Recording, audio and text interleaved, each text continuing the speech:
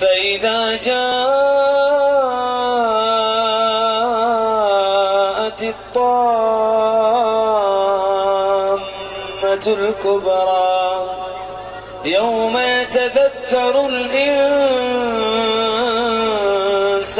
ما سعى وبرزت الجحيم لمن يرى